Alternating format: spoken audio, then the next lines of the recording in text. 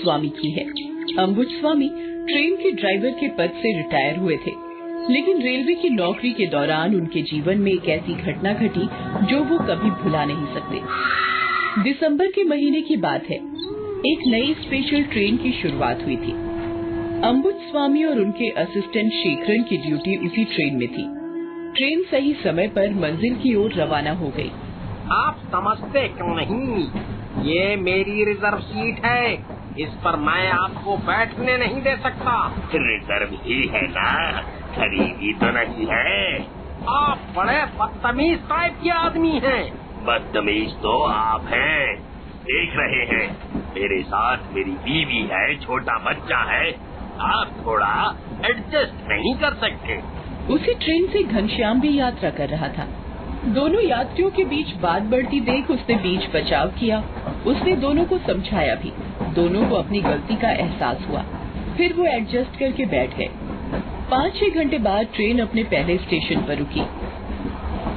चाय ले लो, चाय चाय चाय, गर्मा गर्म चाय, शुद्ध दूध की अदरक वाली चाय ले लो, चाय चाय।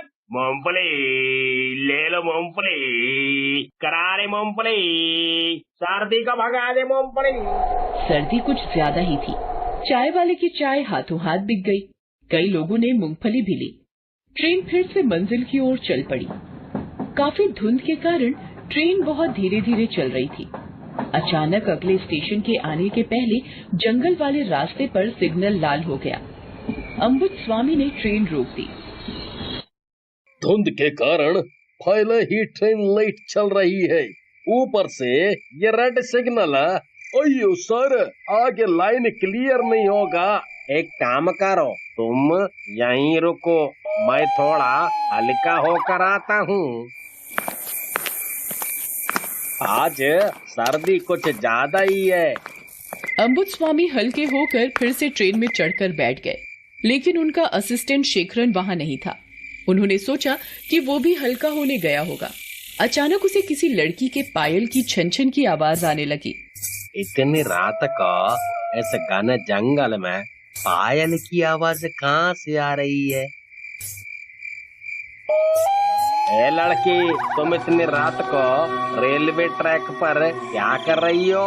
चलो जाओ यहाँ से, जाओ। तू मुझे भगाएगा यहाँ से? तेरे जैसे कितने आए और चले गए। चुड़ैल, शेखरना, जल्दी आओ, जल्दी आना शेखरना। बहुत शोर करता है तू। तेरा शेखरन तो गया, अब तू देर मत कर, ट्रेन स्टार्ट कर। लेकिन अभी तो रेड लाइट है, आगे एक्सीडेंट हो गया तो। अंबुज स्वामी को ट्रेन स्टार्ट करनी ही पड़ी। उसके बाद तो ट्रेन बिना किसी रेड लाइट की परवाह किए पूरी स्पीड से एक स्टेशन से दूसरे स्टेशन निकलने लगी। चारों ओर हड़कंप मच गया। अरे ये ट्रेन रुक क्यों नहीं रही? मुझे तो यहीं उतरना है। मुझे भी। हे भगवान, कहीं कहीं गाड़ी का ब्रेक तो नहीं फेल हो गया। रुकिए, मैं गाड़ी की चेन खींचता हूँ।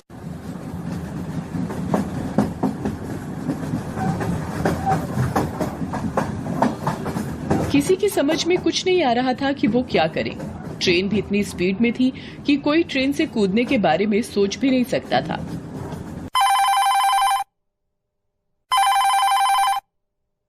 सर, रेड लाइट के बावजूद ट्रेन हमारे स्टेशन से निकल गई है। अंबुज स्वामी से बात भी नहीं हो पा रही है। ओहो, सुनो, ट्रेन थोड़ी देर में सुरंग से होकर गुजरने वाली है। हमें जल्दी से सुरंग के बाहर उसे रोकना होगा, नहीं तो अगले स्टेशन पर खड़ी ट्रेन से उसकी टक्कर हो जाएगी। सर, मैं अगले स्टेशन मास्टर से पूरी तरह कांटेक्ट में हूँ। हम ट्रेन रोकने की पूरी कोशिश करेंगे। तुम्हारा दिमाग तो खराब नहीं हो गया? यह कैसे हो सकता है? सर, मैं सच कह रहा हूँ, ट्रेन सुरंग से बाहर आई ही नहीं। पूरा रेलवे डिपार्टमेंट आश्चर्यचकित था। पूरी मीडिया में ये खबर फैल गई कि ट्रेन सुरंग के अंदर गायब हो गई। सबने बहुत कोशिश की, लेकिन किसी को उस ट्रेन का कोई पता नहीं चला। लेकिन 3-4 दिन बाद ही उसी ट्रेन के कई यात्री एक साथ रेलवे अस्पताल के डॉक्टर के पास पहुंचे।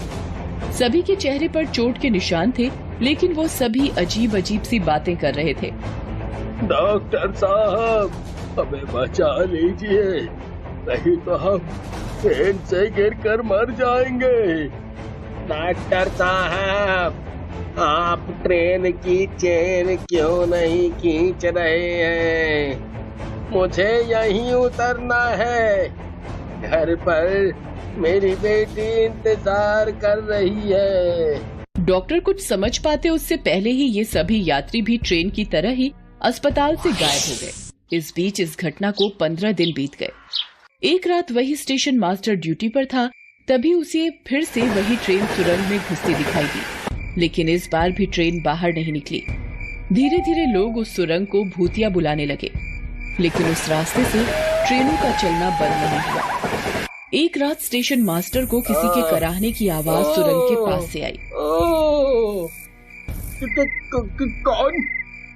कौन है भाई? कौन है वहाँ? स्टेशन मास्टर साहब, मैं हूँ अम्बुज स्वामी। अरे, तुम तो उस स्पेशल ट्रेन के ड्राइवर हो ना, जो गायब हो गई? वो ट्रेन एक चुड़ैल के जंगल में है, उसने सभी को मार दिया। सिर्फ मैं और ये लड़का घनश्याम बचे हैं। उस रात ट्रेन के सुरंग में घुसने के पहले ही हमें सुरंग के बाहर खूब सारा धुआं दिखा। एक अजीब सा शोर भी हमारे कान में पड़ रहा था। ऐसा लग रहा था कई सारा लोग एक साथ रो रहे हैं। पता नहीं हमें कहां से हिम्मत आई और हम ट्रेन से कूद गए। उस रात की घटना और चुड़ैल के बारे में बताते बताते दोनों बेहोश हो गए।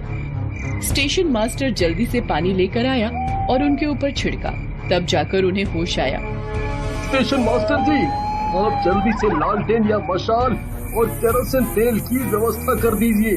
वो चुड़ैल अब भी इसी सुरंग में है। वो फिर से किसी ट्रेन को गायब करके उसके सारे यात्रियों को मार कर खाना चाहती है। हमें जल्दी से जल्दी उस सुरंग के अंदर ही उसको मारना होगा।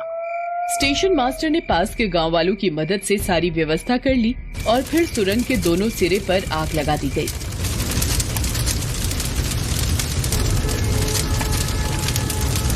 ये ठीक नहीं किया तुम लोगों ने। मैं छोड़ूंगी नहीं छोड़ूंगी किसी को।